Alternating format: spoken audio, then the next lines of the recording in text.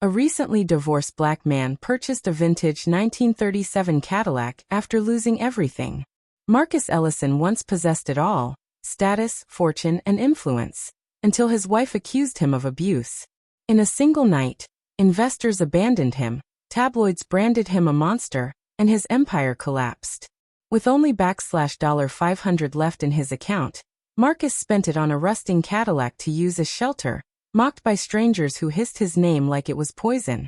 But one night, as his fingers brushed against something buried deep within the cracked leather seat, he felt a hidden object glimmering in the dark. That discovery would unearth a fortune, rebuild his empire, and reveal the deception that ruined his life. Before diving further into this story, we'd love for you to subscribe. Your support means everything. It allows us to share more powerful stories like this. Now let's begin. Marcus Ellison wasn't always surrounded by silence. Once, his name thundered through boardrooms, and reporters camped outside his skyscraper headquarters, just to glimpse the black man who turned scraps of opportunity into an empire. He had lived in a mansion that towered over the city, where even his footsteps carried authority. But pride is loud, while downfall speaks in whispers. It started with his wife. She had been the face beside him at galas, smiling on magazine covers, always in the frame of his success. Yet, when their marriage crumbled, she carried a tale no one dared to question. She spoke of hidden bruises, of rage-filled nights endured in silence. Marcus denied it all, but the world never waits for evidence. Headlines cracked like lashes. Millionaire monster exposed. Investors vanished overnight. Lifelong friends ignored his calls. Even the doorman at his office avoided his gaze, pretending not to know him. Courtrooms turned into theaters, and Marcus became the villain people paid to watch. His properties slipped into the hands of attorneys, his accounts drained. Each morning, he looked into the mirror and saw not a man but a rumor swallowing his reflection. After the final court ruling, Marcus carried a cardboard box out of his once mighty office. Inside lay unpaid bills, a wristwatch he couldn't pawn for half its value, and a bank slip $500. That was all. The city he once commanded now treated him like a stranger. People muttered when he passed. Two men leaning against a cafe wall whispered just loud enough. "Isn't that the guy who beat his wife?" "Yeah. Shame. I used to admire him." Marcus clenched his teeth, fists jammed in his pockets. He longed to shout his innocence, but the words would sound like excuses. Later that week, wandering a side street lined with rusted cars, Marcus saw it. A 1937 Cadillac, chipped paint, shattered glass, forgotten by time. A crooked for sale sign dangled from the windshield.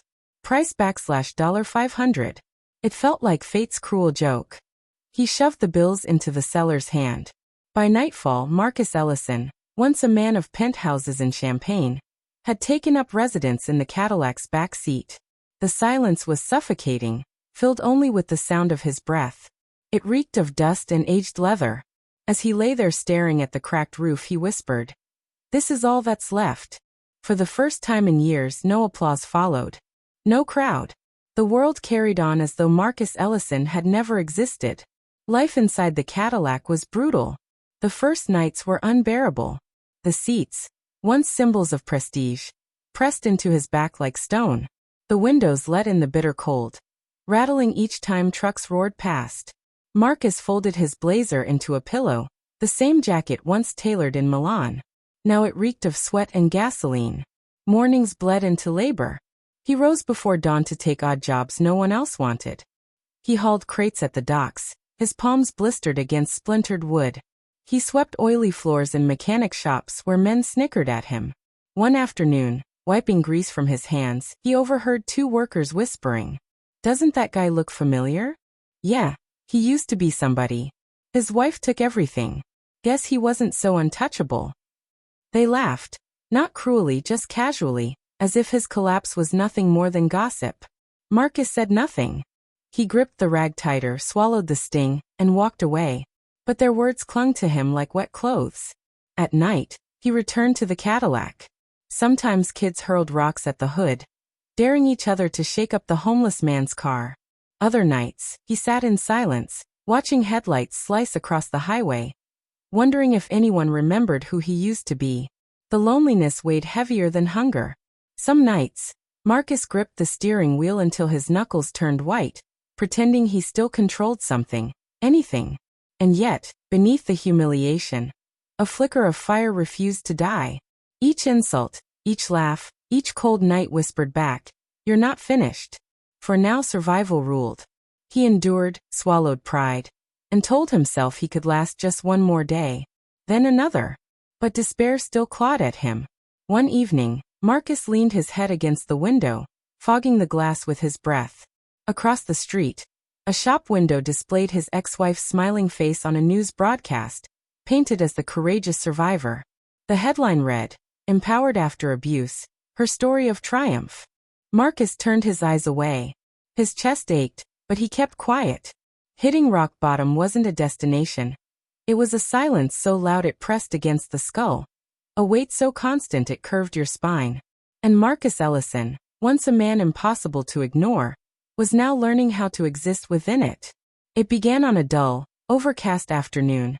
The kind where clouds hung low and the air carried the faint scent of rain. Marcus had just stumbled back from another exhausting shift, his shirt soaked with sweat and dirt. He dropped into the worn seat of his Cadillac, too drained to bother closing the door. The leather creaked beneath him, splitting open in places where the foam bulged like untended wounds. For weeks he had felt something lodged inside the cushion, a hard lump pressing against his side. That evening, with no other distractions, he finally picked at the seam. At first it held tight. The stitches, though frayed, clung stubbornly. But Marcus dug in with his fingers, nails scraping against the edges until the fabric gave way. He tugged harder, and something heavy slid out with a muted thump. Wrapped in a faded cloth, it sat oddly dense in his palm. Slowly he unwrapped it, careful not to tear the fragile fabric. Inside rested a block of metal, its dull yellow surface dulled by dust. He frowned. Brass, copper, maybe just a worthless trinket. Yet the color stirred something faint in his memory. He rubbed it with his sleeve, and the surface caught a glimmer that didn't vanish. Gold. The word struck him, ridiculous, impossible. Marcus let out a short, bitter laugh. Gold in this wreck?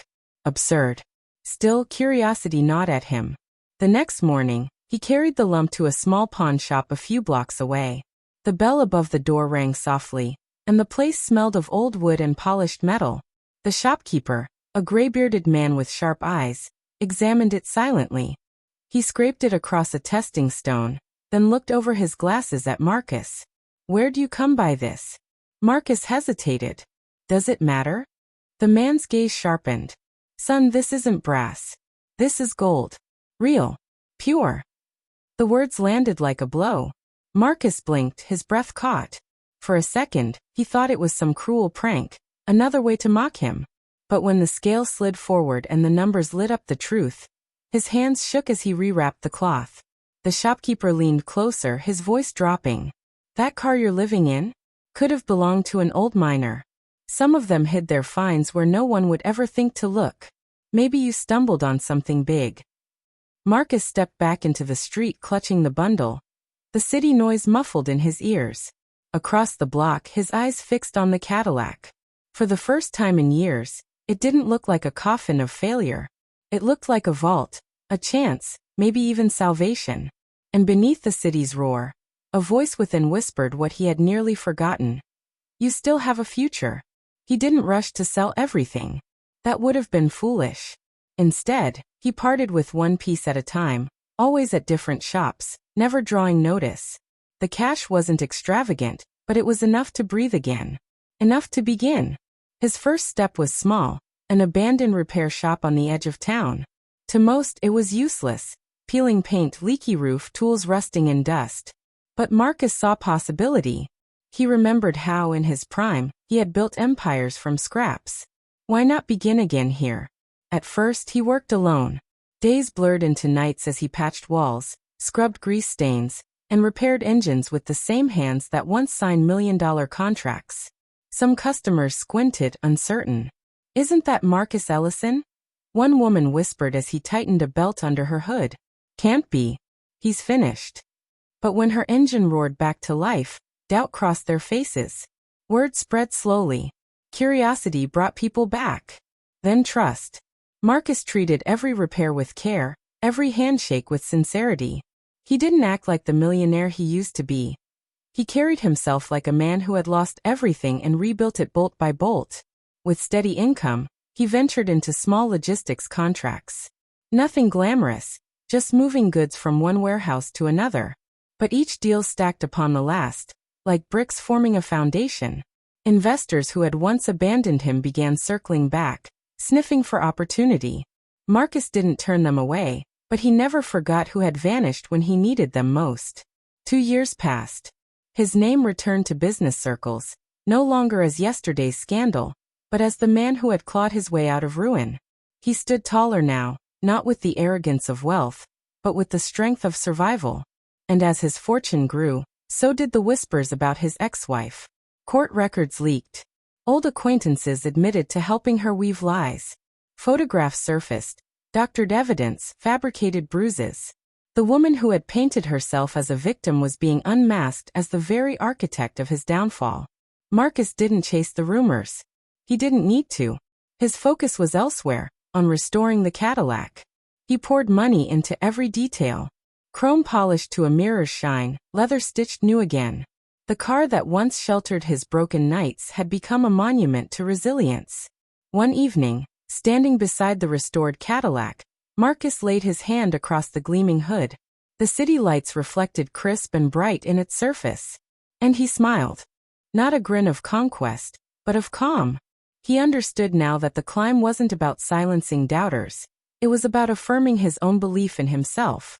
The night of the gala felt like a doorway into a world Marcus once believed had slipped away. Flashbulbs burst as sleek cars glided to the curb. Guests shimmered in jewels and self-assurance. Yet nothing commanded attention like the polished 1937 Cadillac easing to a halt at the grand entrance. Marcus stepped out in a fitted black suit, his gleaming shoes reflecting the chandelier light spilling from the glass doors. For years, his name had been uttered with pity, or worse, contempt. But tonight, those whispers shifted into hushed amazement. Is that Marcus Ellison? Everyone thought his story had ended. Instead, he returned, stronger than before. The ballroom stirred. Conversations faltered as heads turned, tracking his every step across the marble floor. Then she appeared, his ex-wife. Draped in silk, her smile as sharp as shattered glass. But when her eyes locked with his, the facade wavered. She had once been celebrated as the heroine who escaped a villain. Now her carefully built image was collapsing. Headlines doubted her claims, allies withdrew, sponsors walked away. Marcus never approached her. He didn't need to. He simply lifted his glass when their gazes crossed. A quiet reminder that truth arrives in its own season. By night's end, the crowd circled him, eager to shake his hand, offer praise, propose deals. But Marcus remained steady. His triumph wasn't found in wealth, nor in public redemption. His real victory was surviving the silence, the hunger, the humiliation, and rising anyway. Later, he guided the Cadillac through city lights, its steady hum echoing his heartbeat. The same car that had carried his darkest nights now bore him forward, gleaming like a crown. Marcus Ellison had once been stripped of all he owned. Yet beneath those worn leather seats, he uncovered more than the key to restoring his fortune. He discovered the strength to restore himself. His journey is proof. Even when buried beneath lies and ruin, resilience can uncover treasures where no one else dares to dig. What would you have done in his place? Share your thoughts in the comments, and don't forget to subscribe for more stories of downfall, redemption, and triumph.